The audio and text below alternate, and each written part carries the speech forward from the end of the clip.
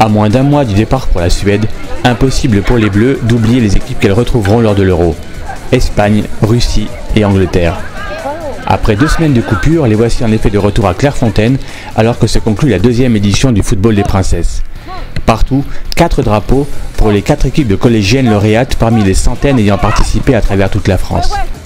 Alors les tricolores ont effectué une entrée en scène remarquée devant un public conquis d'avance à l'image de Laura Georges et Gaëtane Tinet, ambassadrices de l'opération.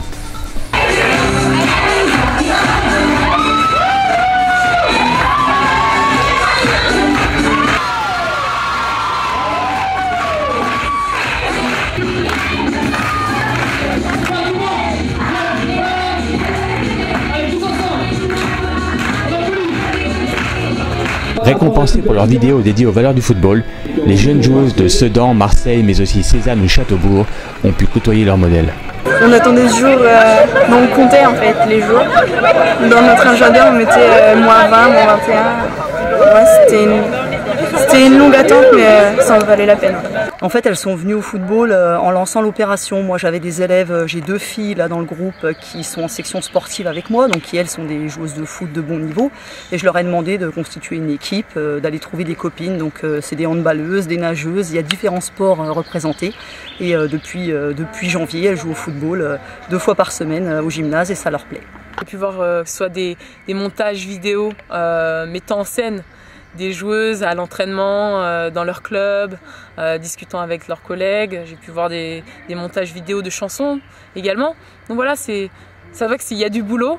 Voilà, les filles, elles peuvent être fières de leur réalisation. Je pense qu'on a gagné parce qu'on a été assez sincères, on a fait des commentaires sur le respect, c'est tout ce qu'on pensait, on veut traduire, c'est un peu le football aujourd'hui, on doit respecter les arbitres, les entraîneurs et les joueuses. C'est une vidéo qui raconte pourquoi on joue au foot et qu'est-ce que ça apporte au foot à la vie. J'ai commencé le football à l'âge de 12 ans.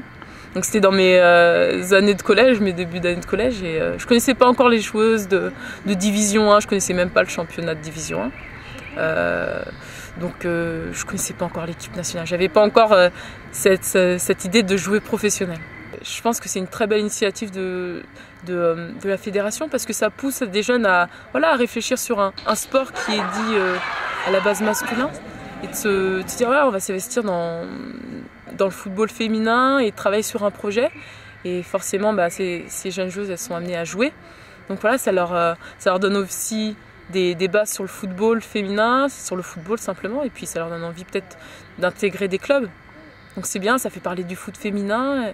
Et on sait qu'on a besoin de développer ce qu'on appelle la base. Donc développer au niveau du football féminin chez les jeunes. Et je pense que c'est un bon moyen d'entrer par les écoles. Plus beau maillot qu'on puisse porter, je crois, quand on est une joueuse de foot, c'est le maillot qu'on rêve toutes de porter un jour. Donc j'espère que certaines de mes joueuses, notamment celles qui intègrent la section sportive, le porteront un jour.